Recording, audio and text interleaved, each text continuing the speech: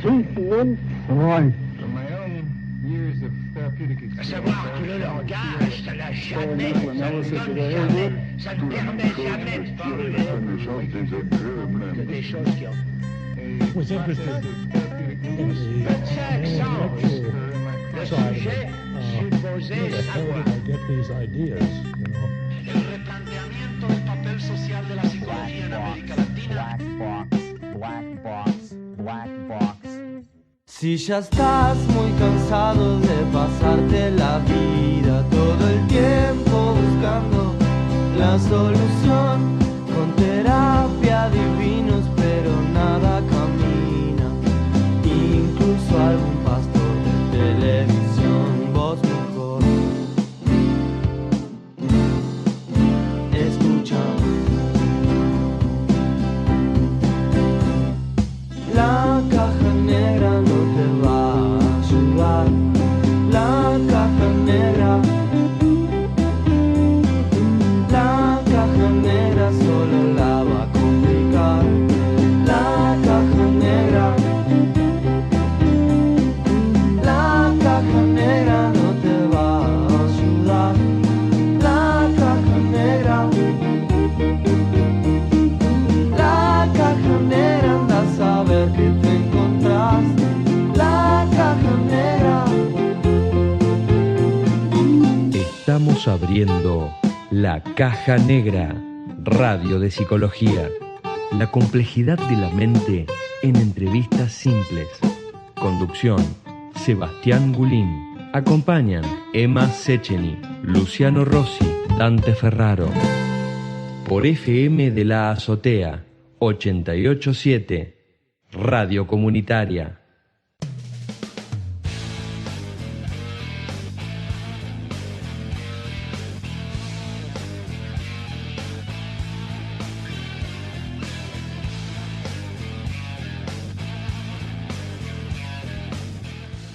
La caja negra no te va a ayudar. La caja negra. La caja negra, hoy estamos con De Sal. La caja negra. Sí, hoy estamos con Gustavo De Sal. Improvisamos esta canción. Evidentemente yo no iba a cantar. Piola la canción. Hoy estamos con Gustavo De Sal, representante internacional de psicoanálisis. Estuvo en numerosas agrupaciones. Bueno, estamos es una forma de decir porque él va a estar telefónicamente comunicado con nosotros. En el segundo bloque, él escribió un libro con Bauman, con el polaco Bauman. Es muy interesante escucharlo porque yo creo que en 50, 100 años más vamos a agarrar los libros de texto y vamos a estar leyendo a ellos con las características que están contando de este mundo nuevo, naciente, de una modernidad líquida. Y bueno, yo creo que tiene mucho que decir en el cruce entre Lacan y la modernidad líquida. Bueno, pero primero el momento, pasamos a la mesa. ¿Cómo están los chicos? Luciano. Buena gente, gracias por escucharnos. Bueno, pasaron un par de cosas esta semana, como por ejemplo un hecho histórico que es la marcha Ni Una Menos. A ver, si bien creo que hubo diferentes concepciones de lo que es la violencia de género, lo que es el patriarcado, lo que se estaba manifestando ahí, hubo muchas posiciones. Lo bueno de rescatar es que todos confluimos ahí. Realmente es un hecho histórico que tuvo repercusiones, ¿o no, Emma? Vos me comentabas. Sí, creo que, indefectiblemente el tema que sonó, digamos, toda la semana y ya la semana anterior fue el tema de Ni Una Menos. Y me parece que lo interesante fue cómo de repente la gente se empezó a apoderar de esta cuestión, ¿no es cierto?, de la violencia de género. Cómo se empezaron a notar conductas que por ahí antes eran naturalizadas, explotaron y se denunciaron muchos más en el último tiempo a raíz de la marcha, y eso me parece muy interesante. Hace que la gente tome protagonismo sobre el tema. Sí, lo único que yo criticaría, ya me conocen, es esta lucha que es muy importante tiene que estar vinculada con otras luchas más en general. Sí, creo que se lo podemos preguntar a De Sal. Esta cuestión de lo líquido, de la posmodernidad y demás, nos ha traído luchas atomizadas, sin unión entre sí, claro. Caída de, como dice Galén, de las lógicas colectivas. Pero ¿Cómo bueno, se uniría esa lucha según vos? No según mi persona, sino que en realidad todo está vinculado con, todo es producto de un sistema que es político, es económico, es social, íntimamente imbrincado, relacionado, ¿no es cierto? En ese sentido, ninguna lucha, ni la lucha del tema del matrimonio igualitario, de la violencia de género, del racismo, que acá no está tan fuerte, pero cualquier lucha siempre está unida en función de estas lógicas más colectivas. Bueno, y del programa eso se lo puede preguntar a Desal, que maneja muy bien el tema de la psicología que maneja el tema de lo líquido, ¿no? De esta posmodernidad, se lo puede preguntar. Muy interesante. Bien. Dante, ¿vos cómo estás, che? Bien, todo bien. Estuve viendo nada que ver con esto, si bien participé en la marcha Ni Una Menos. Sí, te vi bailando ahí, que tocaban Sí, unos chicos el tambor. Sí. Fue muy lindo, muy liberador. Estoy viendo charlas TED últimamente, estoy bastante... Qué increíble las charlas TED. Son Qué geniales increíble. porque hablan tipos de todo el mundo y te dicen cosas en relación a la psicología y a otras ciencias que son del último momento. Por ejemplo, estaba viendo una que hablaba de cómo intervenir en el cerebro para curar enfermedades como el Alzheimer, el Parkinson, etcétera. O sea, es muy interesante cómo se puede intervenir en el cerebro para curar una enfermedad. Eso. Sí, la charla de esta, ¿de dónde es, por ejemplo? Porque hay charlas de Argentina, sé que están por salir hay charlas charlas, en Mar sí. del Plata específicamente. Sí, si buscan pero en, ya en salieron. YouTube TEDx, espacio Río de la Plata, hay muchas charlas de es el de Argentina. Esos son de Argentina. También de Mar del Plata. O sea, cada Mar lugar del puede Plata organizar, saliendo, sí. cada lugar puede organizar sus propias charlas TED y darle su propio sello, digamos. Me parece lo más democrático, horizontal, me parece una idea excelente. Porque Sí, yo además lo hacen recomiendo emerger porque- ideas que estaban atapadas. Pero aparte hay de todo, en serio es muy interesante y son personas que tienen mucha locución, digamos, te compran. Yo Claro. escucho algo y me lo venden. Si me venden un producto, me lo ¿Ves compran cómo se mete el enseguida. mercado ahí, Se Dante? mete En todos ahí. lados. Hablando Sí, de TED, veníamos charlando, yo quiero comentarles, por ejemplo, un video que hemos publicado del Facebook de la Caja Negra, que es Philip Zimbardo, que se llama The Psychology of Evil, la psicología del diablo. Tu inglés es increíble. Es increíble, es nivel Como Tevez. el mío. No, pero también para que lo puedan tipear. Que bueno, él hizo el experimento que después salió la película de que se llama El Experimento, que es poner gente como si fuera preso y gente como si fuera guardias. Y bueno, ver qué se genera en la psicología de las personas con eso. Sí, es Bueno, muy se le puede hacer interesante. muchas críticas igual al experimento porque fue un grupo de control Lo que pobre, pero cuestiona ese bueno. experimento es que no somos todos malos y todos podemos serlo, y no somos todos buenos y todos podemos serlo. Según las Exacto. circunstancias. Claro. Que se hizo después, bueno, para los análisis de ver cómo actuó la gente en el régimen del nazismo, ¿no? Porque al final los que terminaron actuando eran personas normales, pero que bajo esa situación Hay terminaron una película torturando. sobre La eso, obediencia, ¿no? Sí. Bueno, Claro. el experimento Claro. este que Son dice. Hay una versión en Fenómeno de psicología social muy interesante, porque lo que te demuestra es que no hace falta que un psicópata acceda al poder, sino que no es el miedo ese, sino que todos nosotros terminamos actuando de acuerdo a esa situación. Hannah Arendt ya El había teorizado panadero, el psicólogo, todos terminan cambiando. Búsquense- a Búsquense. situación. Milgram hablaba de la autoridad, del poder de la Sí. autoridad. Búsquense en Google Hannah Arendt el concepto de la banalidad del mal. Dice Eso. esto, la maldad, no sé, el ser más monstruoso tiene una cuestión muy banal en que en realidad no hace falta ser un trastornado para hacer las atrocidades del nazismo, por ejemplo. Exacto. Muy interesante. Lo mismo acá, en Argentina. Lo y- mismo con la dictadura militar, en la última, sí, exactamente. Bueno, vean esos, La psicología del diablo, Philip Zimbardo con Z, muy interesante, una charla magistral y también muy pedagógico para explicar. Bueno, les recordaba entonces, nosotros en el próximo bloque vamos a estar con Gustavo de Sal, tiene textos increíbles sobre la nueva modernidad, o sea, analizando el mundo de hoy. Un texto, por ejemplo, que hemos visto que se llama La obligación de ser feliz es agotadora. Participa también en Página 12, también es asesor en la BBC de Londres como asesor criminólogo Miembro de la Asociación Mundial del Psicoanálisis. y de la EOL también. Así que bueno, va a ser una charla muy interesante. Ahora vamos al micro internacional, ¿no? Sí. Con una entrevista a Salamanca.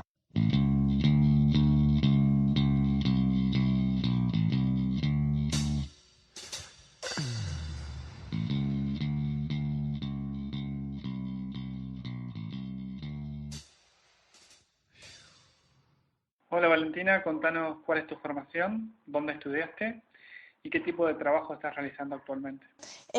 Yo estudio en Salamanca, en la Universidad de Salamanca. He hecho la licenciatura en Psicología, que fueron 5 años, y en este momento estoy en Barcelona haciendo un máster en Paidopsiquiatría infantil y Psicología Infantojuvenil de la Universidad Autónoma de Barcelona. Así que, bueno, este máster es un posgrado de 2 años y es todo práctico. Entonces estoy trabajando con niños y adolescentes hasta 18 años y bueno, y aparte también está la formación teórica en la que, bueno, tengo clases los fines de semana, pero bueno, lo importante es que de lunes a viernes estoy haciendo prácticas en un centro de psicología privado. Muy interesante este juego, ¿no? Entre lo teórico y lo práctico en una universidad tan relevante como es la Universidad de Barcelona. Te hago una consulta. A nivel teórico, ¿hay un marco teórico fundamental? ¿Hay un perfil teórico marcado? Acá en Argentina nosotros estamos fuertemente impregnados por la corriente psicoanalítica. Allá, ¿cuál es el lugar que tiene? Aquí sobre todo, bueno, en Salamanca y me parece que en toda España se opta más por un modelo neurobiológico, ¿no? Que explique la conducta humana pues desde una perspectiva biológica, digamos, y la intervención sobre todo cognitiva conductual. Lo que intentan desde la facultad pues es ofrecer una educación sobre todo basada pues en la evidencia científica, en la validez empírica y bueno, por eso se opta por esa orientación, digamos. Y bueno, el psicoanálisis en sí no es una orientación preferente aquí, pero bueno, hemos recibido cierta formación, como no, pero bueno, al igual que otras corrientes como pueda ser la sistémica, por ejemplo, que las bases las tenemos de cada orientación un poquito porque bueno, eso también pues nos permite luego pues decidir por qué orientación decantarnos, ¿no? Ya cuando te especializas, ya a partir de ahí ya te formas un poco, pues dependiendo también un poco de tus ideas, ¿no? Claro, bueno, algo parecido pasa en el resto de Europa y en algunos sectores de Latinoamérica. Con relación a estos campos, ¿cuáles son los que más se desarrollan, ¿no? El jurídico, el clínico, ¿cuál es el que más peso tiene? ¿Hay algunos campos nuevos que se están abriendo actualmente? Bueno, en cuanto a los campos de trabajo, desde la facultad se desarrolla sobre todo la clínica, el ámbito sanitario, el educativo y el social. Esos son como los principales, ¿no? Luego, pues claro, también se potencia bastante la formación en cuanto a la investigación, ¿no? Como para darte herramientas para un futuro profesional. Y bueno, esto es a través de pues cada año varias asignaturas de psicometría, bueno, del ámbito estadístico, digamos. Y luego, como también debido a la situación actual está, bueno, digamos, está teniendo bastante demanda todo lo que es recursos humanos, pues también se van dando cada vez más asignaturas en ese ámbito. Y bueno, y luego ya como otras salidas, pero que bueno, que tampoco es que se focalice su atención en eso, pero bueno, sí que algunas optativas sí que te dan de psicología del deporte, de publicidad, ¿no? Como para, bueno, algunas pinceladas para conocerlas. Pero bueno, como decía, sobre todo lo que es el ámbito clínico, el educativo y el social. Bien, muy interesante. Quizás esta es una pregunta difícil, pero vamos a ver qué sale. ¿Me podés nombrar 5 autores fundamentales en tu formación? Bueno, 5 autores. Pues la verdad que se me hace muy difícil elegir solamente 5, porque bueno, no sé cómo está organizado en Argentina, pero aquí se intenta tener una perspectiva bastante global, entonces se van estudiando los diferentes autores, pero bastante extenso de cada área, ¿no? Entonces, claro, se me hace un poco difícil nombrar solamente 5. Lo que hacemos al empezar la carrera es tener historia de la psicología y ahí, que bueno, eso supongo que sí que será parecido a allí. Y bueno, y en esa asignatura pues se basa en conocer las aportaciones de los principales psicólogos. Pero ya luego pues pasamos a estudiar los diferentes procesos psicológicos y ya profundizamos en las técnicas de tratamiento. y a partir de ahí pues ya se van estudiando los diferentes autores junto con sus técnicas, con sus aportaciones. Así que bueno, como para nombrar, no nombraré 5, nombraré más, pero para que tengáis un poco la idea de lo que estudiamos, de lo que vemos, pues por ejemplo en el ámbito cognitivo-conductual, obviamente Skinner y Pavlov, Beck y Ellis, por ejemplo. En la corriente psicoanalítica, como no, a Freud, Adler, Jung, pero bueno, esto es entre otros, ¿eh? En lo humanístico, Maslow y Rogers. En el ámbito educativo, que es el que más me interesa a mí, las teorías de Piaget, de Vygotsky. Esto, bueno, resumiendo un poco, porque claro, la lista es larga, ¿no? En el ámbito social, Bandura, Zimbardo, Milgram, Ash. Luego, por ejemplo, en psicometría, Binet y Alport. Y bueno, en personalidad, como no, Eysenck y Seligman. Y ya pasando a psicología de los grupos, de organizaciones, Kahneman, por ejemplo, para nombrar a uno de los autores así más importantes. Pero bueno, como decía, se intenta tener eso, una perspectiva bastante global y sí que vamos profundizando en cada teoría, en cada forma de tratamiento, en cada técnica y bueno, no nos quedamos ahí en 4 autores. Bueno, bien, fueron muchos más de 5, pero está muy bien, nos da un pantallazo, una idea de qué es lo que se está trabajando y desde dónde allá en España. Bueno, Valentina, muchísimas gracias por esta entrevista que nos has otorgado a la Caja Negra. Ha sido muy interesante y muy útil para pensar la psicología desde otro marco teórico, para enterarnos un poquito desde dónde están trabajando allá en Europa y cuáles son los nuevos campos de acción y de trabajo que se están desarrollando, ¿no? Un placer, muchísimas gracias y bueno, abrazo grande. Soy Alfredo Moffat y no me gusta la Caja Negra.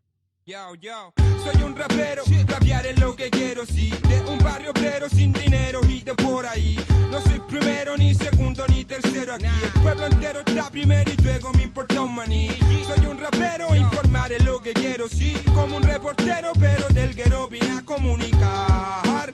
La verdad que no sale en la caja negra que miente y engaña yo.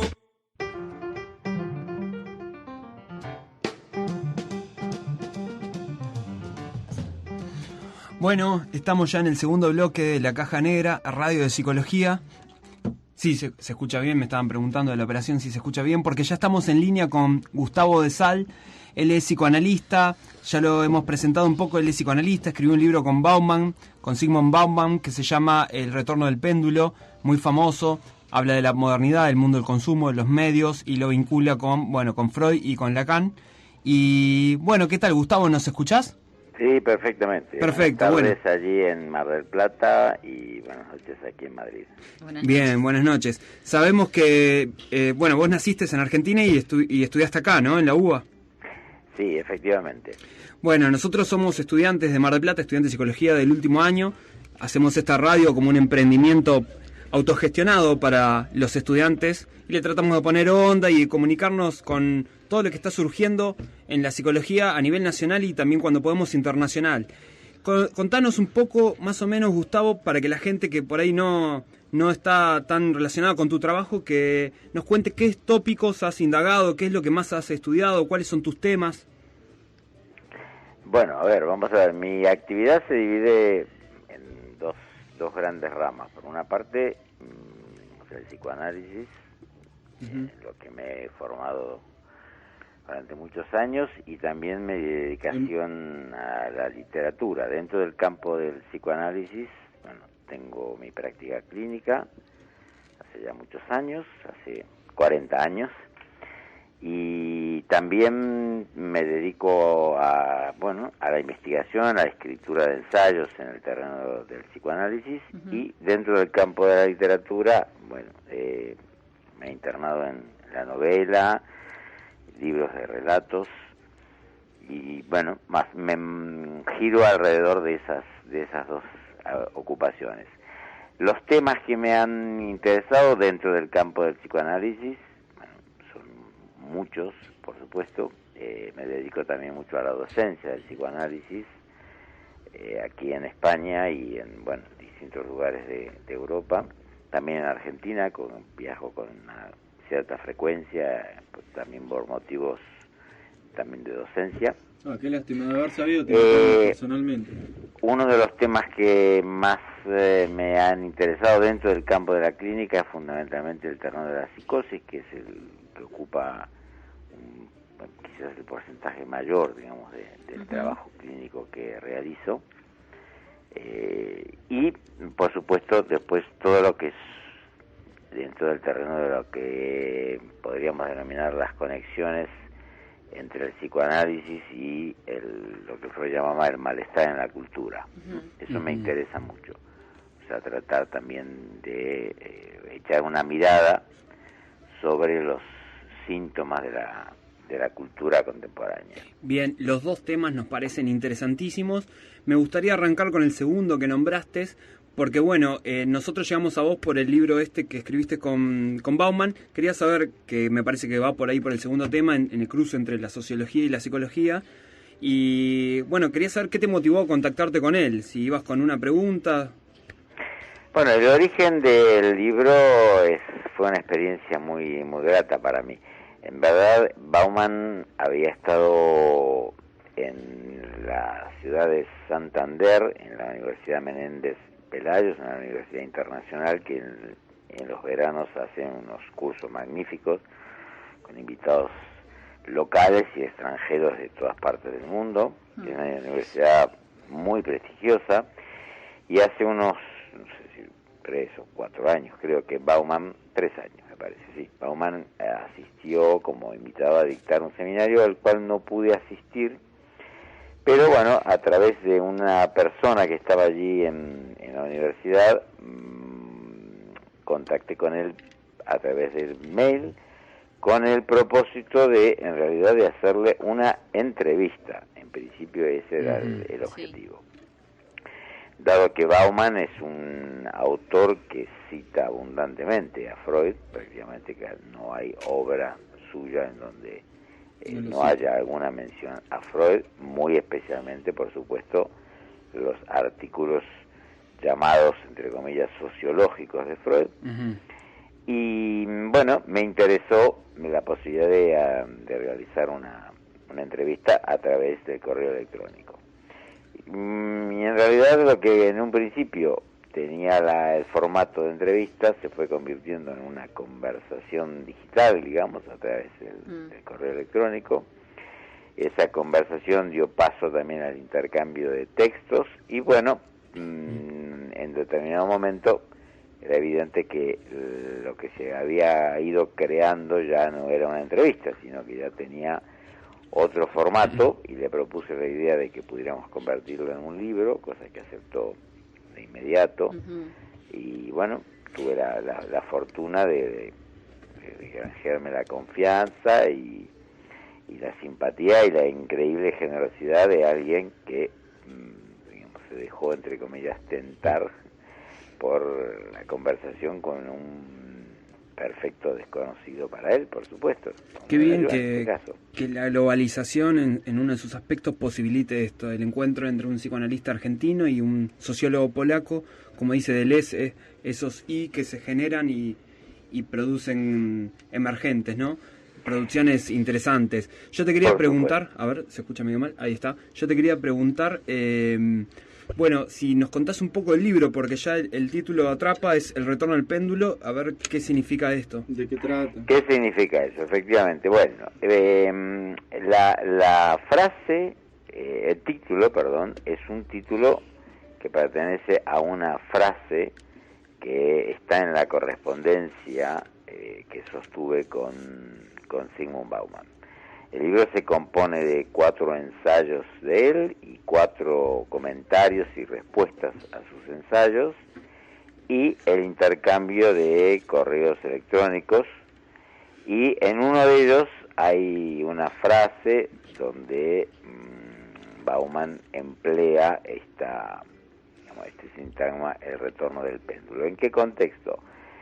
En un cierto momento de la conversación, digamos, escrita, él me comenta que después de varios años de haber dedicado su obra especialmente a estudiar todos los fenómenos que él categorizó dentro de ese concepto que adquirió una repercusión mundial, que es el concepto de lo líquido, que él ve venir un retorno del péndulo.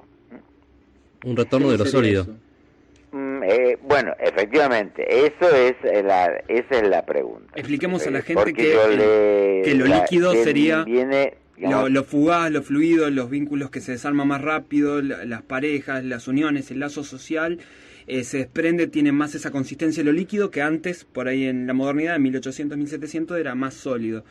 Efectivamente. Pero es interesante que él tiene la intuición de que se inicia un movimiento de cambio. Yo creo que la metáfora de retorno del péndulo no hay que tomarla en un sentido literal, o sea, no es un retorno al pasado. Bauman no es alguien que pueda sostener una tesis semejante, sino que creo que la utiliza en un sentido retórico, como que efectivamente, bueno, estamos ante el advenimiento de un nuevo paradigma.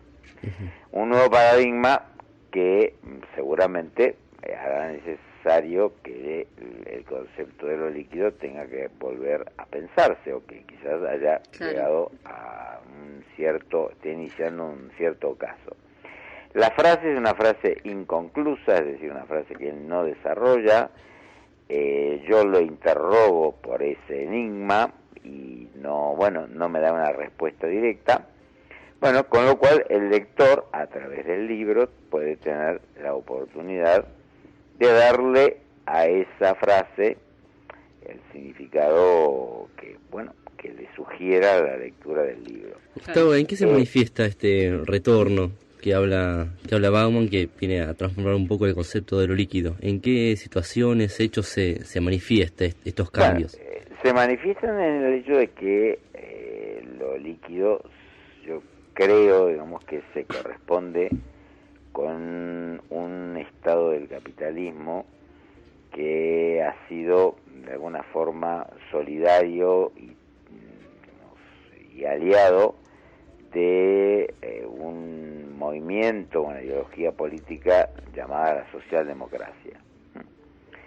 Es decir, un capitalismo liberal, en el sentido de justamente que rompió, o dio la posibilidad de romper con las identidades fuertes, que fue disolviendo progresivamente todas las narratividades que organizaron el mundo durante muchos siglos, incluso las mismas narratividades producidas por la primera etapa del capitalismo, y donde la tolerancia a las identificaciones blandas, ¿no? Todo esto es, llamémoslo, la época de lo que se llamó el pensamiento débil, las identidades blandas, todo eso que hoy tenemos la impresión de que inicia un cambio distinto. Es decir, que ahora el poder, que nunca había dejado de ser sólido, pero que se de alguna forma revestía o se disfrazaba de una suerte de liquidez y tolerancia, el poder empieza a mostrar nuevamente su rostro más feroz, y esa ferocidad empieza a manifestarse en el hecho de que ya hay muchas libertades, entre comillas, que formaban parte de esta especie de caldo, de sopa llamada líquido, y que ya empieza a visorarse de que esto va a dejar de ser así. Eso no significa que va a haber un retorno a las formas tradicionales de vida, de organización social, de ideologías, etcétera, pero que vamos a ver aparecer fenómenos donde lo sólido se manifieste también en los síntomas. Vamos a poner un ejemplo que es el siguiente.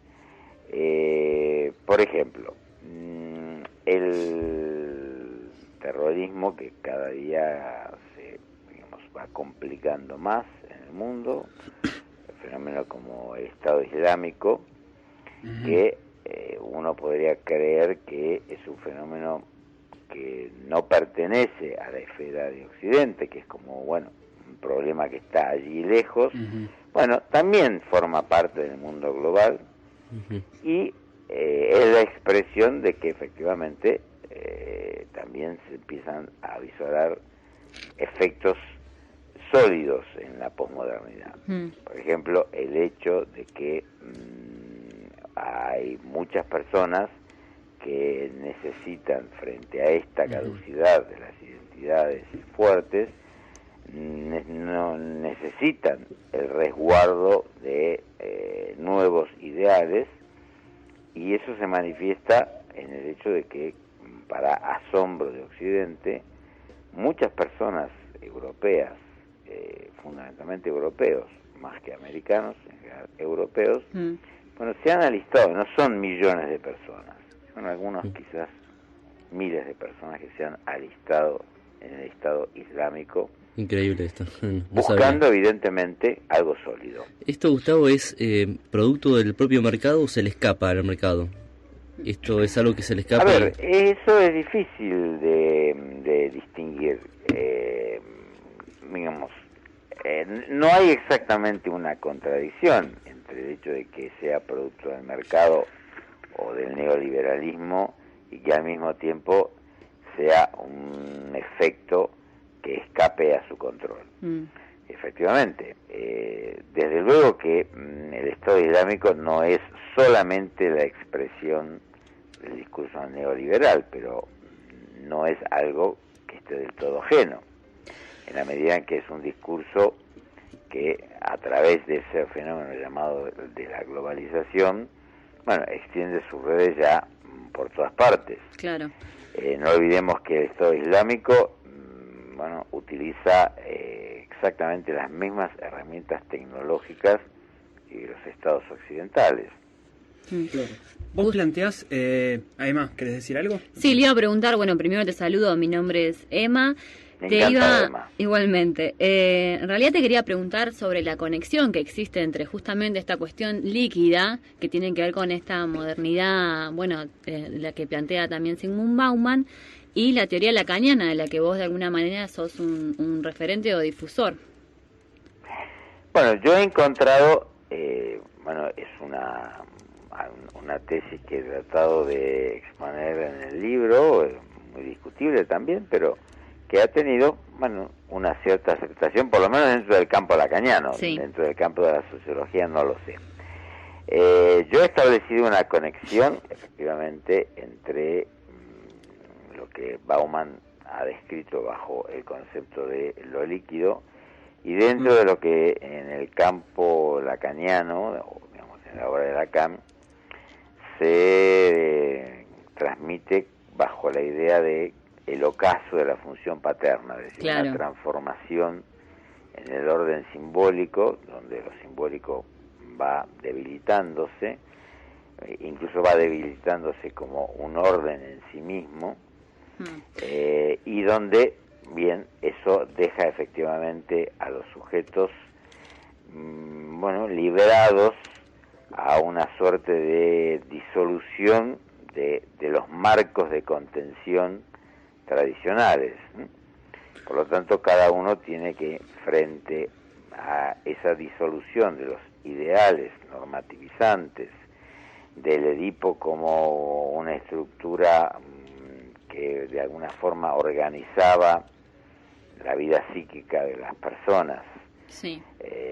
Cada uno ahora tiene que ir inventándose, bueno, tiene que ser emprendedor de sí mismo, inventar su propia biografía, su propia filiación, buscar identidades que ya no responden a los modelos tradicionales, y donde la oferta es muy grande. Hoy mismo hay algo que el propio Bauman en el libro dice, y me parece que es muy interesante.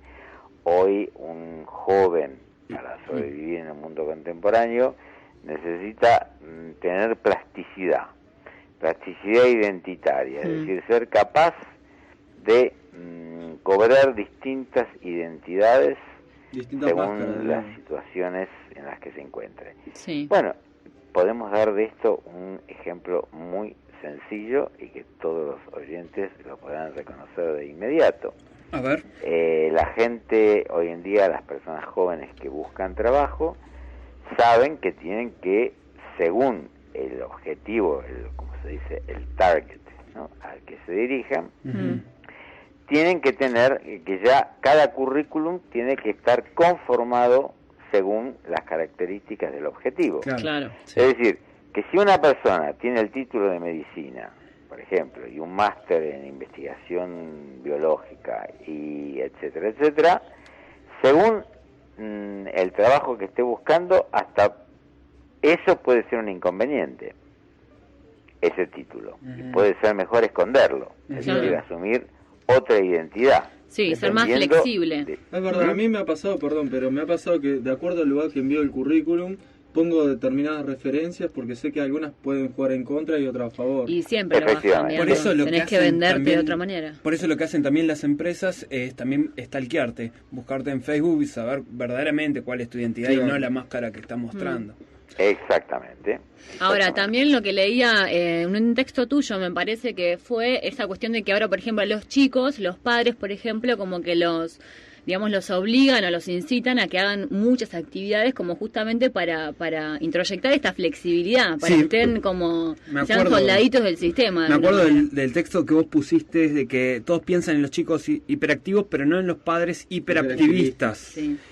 Y dijiste, me acuerdo que después tiraste y dijiste, pero son unos pobres diablos. Sí, tiraste eso, me encantó esa frase. Bueno, hay que tener en cuenta, por ejemplo, a mí me gusta siempre tomar algunos ejemplos de la sociedad americana, porque es de alguna forma es lo que personifica, es el futuro aquí, ya, el futuro, digamos, no a las puertas, sino ya el futuro que ya ha entrado en nuestro mundo.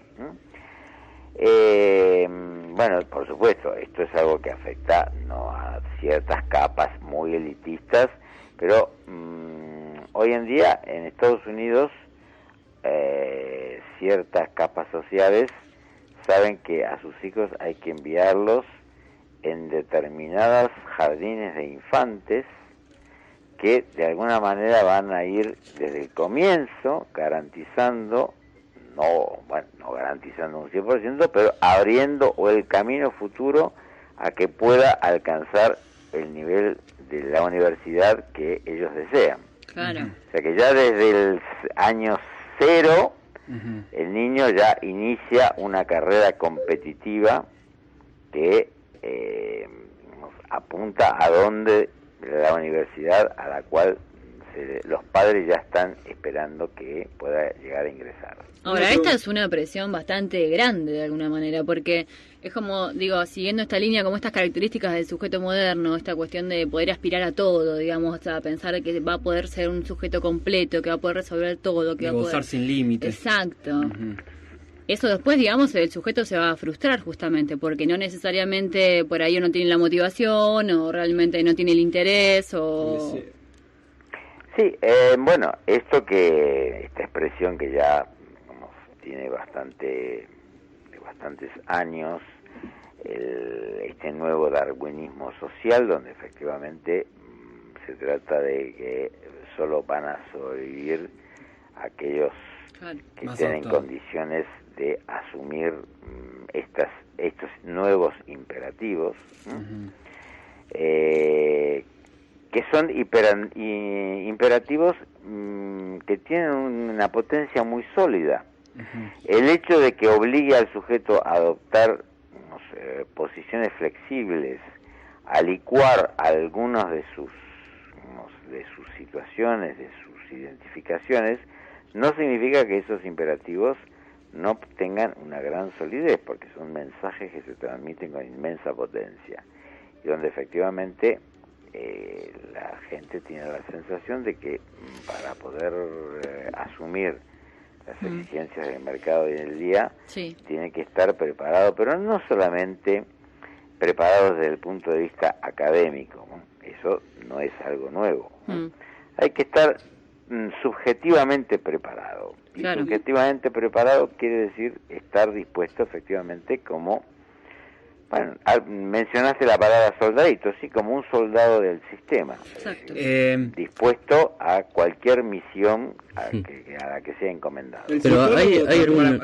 Ordenémonos, sí. vamos con Luchi y después vamos con Dante. ¿Hay algún espacio entre el sujeto y el mercado que dé cierta libertad a este sujeto atravesado y pueda cambiar la situación? Cuando digo esto, pienso en los movimientos sociales más grandes, como los movimientos sin tierra en Brasil, por ejemplo, que ya plantean una nueva subjetividad. ¿Vos cómo lo ves a esta situación? No, por supuesto. Es decir, afortunadamente, yo tengo, por una parte, una cierta dualidad, un cierto, digamos, como decía Gramsci, pesimismo de la razón y optimismo de la voluntad. Creo, efectivamente, y por fortuna, hay muchos movimientos que indican que efectivamente los seres humanos son capaces de resistir a esto, que no se entregan tan fácilmente, digamos, a la inercia del discurso imperante, que hay fenómenos que efectivamente tratan de poner una barrera, de poner un freno a algo de esto, y aquí, bueno, en Argentina lo sé, no necesito explicarlo, aquí en España en este momento estamos asistiendo justamente a un momento histórico muy interesante, donde efectivamente los partidos políticos más tradicionales están empezando a resquebrajarse. El fenómeno de Podemos, ¿verdad? Efectivamente, y desde las bases, desde el famoso 15M, han ido surgiendo, bueno, movimientos ciudadanos que efectivamente plantean que otra subjetividad es posible, que otro sistema es posible, que otra forma de convivencia, que otra forma de hacer política. Por supuesto que sí. Lamentablemente no sabemos muy bien, es una lucha muy desigual, pero que también está produciendo en algunos momentos efectos sorpresivos. Sí. Vamos a ir pasando, Gustavo, vos dijiste dos temáticas que te conciernen, una es el cruce entre la sociología y la psicología y el otro es la psicosis. Vamos a ir pasando del segundo punto al primero. Me gustaría charlar, que vos lo has estudiado mucho, el tema de la felicidad, y has hablado mucho de eso, por lo menos en los artículos que hemos leído tuyos de internet. Citás en una entrevista, por ejemplo, que Freud dijo que el sujeto humano no está programado para la felicidad, no tiene las condiciones necesarias para poder que le pertenezca la felicidad. ¿Vos qué opinás? ¿Podés desarrollar un poco este punto? Sí, por supuesto. Bueno, eso es algo que Freud lo plantea de forma totalmente explícita en su texto El malestar en la cultura. Y creo, si no estoy equivocado, que incluso utiliza exactamente estos términos, ¿no? O sea, el programa de la felicidad no está incluido, digamos, hoy lo diríamos suena esto a un término más bien informático, ¿no? Pero bueno, es perfectamente adaptable el término freudiano a las condiciones actuales. Efectivamente, en el software, vamos a decirlo así, de los seres humanos, el algoritmo de la felicidad es fallido. ¿Por qué? Bueno, Freud lo explica. Pero si no lo tenemos en el software, ¿qué nos hace creer que está la posibilidad de buscarlo, que lo tenemos todo casi intuitivamente? Bueno, a ver, evidentemente que cuando Freud explica, digamos, en su primera teoría del aparato psíquico, lo que plantea es que, ¿no?, el ser humano es un buscador de placer, que el principio del placer rige la vida anímica, y que todo lo que un ser humano hace o deja de hacer está regido desde el inconsciente por el principio del placer. Bueno, sabemos que a partir de los años 20, incluso un poco antes, Freud ya empieza a sospechar que ese principio del placer no solamente está confrontado con lo que él denominaba el principio de la realidad, sino que hay otra fuerza que también domina al sujeto, una fuerza quizá mucho más oscura, más escondida, que actúa de forma a veces de formas mucho más sutiles, que calificó bajo la figura de la pulsión de muerte. Y que, bueno, efectivamente el ser humano parecía no estar capacitado para poder asumir finalmente aquel deseo que teóricamente se propone. Siempre hay algo que se interpone entre el sujeto y el deseo, como si la realización del deseo fuera algo que es siempre fallido. Siempre fallido porque efectivamente entre la satisfacción esperada o buscada y la que se puede encontrar, siempre hay un abismo, una falla, una grieta. Pero ahora hay un mandato por tener que ser efectivamente feliz. Ahora hay un mandato, y ese mandato viene digitado por el discurso neoliberal. Claro, estos imperativos de los que se hablaban hoy. Efectivamente, porque no es algo enteramente nuevo. La psicología también participa, ¿no? Un poco desde algunas prerrogativas que se están dando, algunas líneas que se están tirando actualmente, ¿no? Sí, de hecho, como psicólogos, uno supuestamente va a tratar de generar o de motivar a la persona para que llegue a esa felicidad o por lo menos a mayor bienestar. Efectivamente, sí. A ver, tampoco es que el psicoanálisis esté reñido con la idea del bienestar, que eso hay que dejar claro, ¿no? Claro, porque a veces podemos transmitir la idea de que nosotros estamos en una dimensión trágica y que simplemente, y no tan simplemente porque esto no se puede desarrollar en pocas palabras, el psicoanálisis, cuando se opone a la idea de la felicidad, es en el sentido en que la felicidad se vende como un mensaje que desde todos los medios, desde la publicidad de Coca-Cola, que vende la felicidad desde hace ya muchos años, hasta la utilización de esa misma fórmula articulada con distintas metáforas, pero ese mensaje de que la felicidad ahora es posible, de que antes era una utopía y que uno debía buscarla.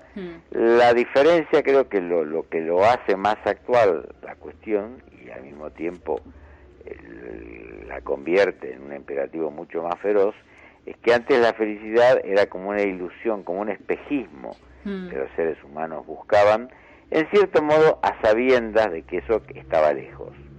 Ahora la gente se le intenta convencer de que la felicidad no es algo que está en la lejanía de la existencia o en el más allá, sino que está verdaderamente al alcance de la mano. A través del consumo, por ejemplo. Exactamente. Y eso crea, digamos, un efecto, muchos efectos. Uno de ellos es el hecho de que, como evidentemente esa promoción entraña un mensaje falso, hay un efecto, un sentimiento de privación que produce frustración, tristeza, sensación de fracaso. Por otro lado, al sujeto se le suele culpabilizar de no alcanzar la felicidad. Lo toma como algo individual. Efectivamente. Bueno, creo que vos, Sebas, te referías con la psicología, a esta psicología de autoayuda, más positiva, más de... Uno por su cuenta, digamos, puede ayudarse y ser más feliz. De alguna parte, o sea, por ahí no es la psicología más seria, pero bueno, lo que llega a la gente, o la psicología más amarillista de este estilo, parece que en 5 pasos podés alcanzar la felicidad, y si no la alcanzaste, por un problema tuyo. Es que también, aparte, está la psicología y después los medios de información Claro. que hacen bajar a las personas, a nosotros, cómo sería esa psicología, y muchas veces se bastardea, es amarillista. Estamos hablando más que nada de la psicología positiva, de la transpersonal y cuestiones así. ¿A vos, Gustavo, no se te dio por el mundo del cognitivismo, neurociencias? No. A ver, simplemente porque, bueno, me gusta tener una cierta idea de las otras melodías que suenan en el mundo. Bueno, he hurgado un poco simplemente con el propósito de tener una idea de qué es eso, de qué se trata. Porque yo creo que los psicoanalistas tenemos que tener un cierto conocimiento de las otras fórmulas y los otros métodos terapéuticos Sobre que todo ahí en España, ¿no? No es tan común psicoanalista, sino más bien...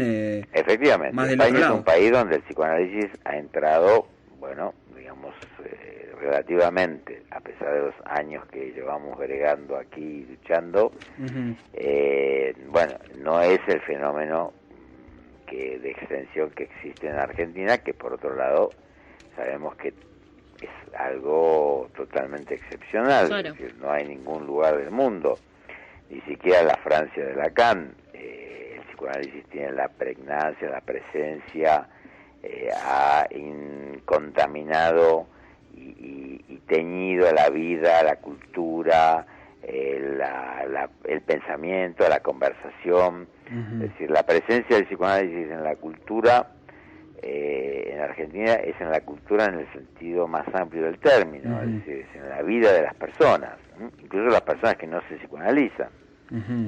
Pero eso es un fenómeno único. Aquí es muy difícil.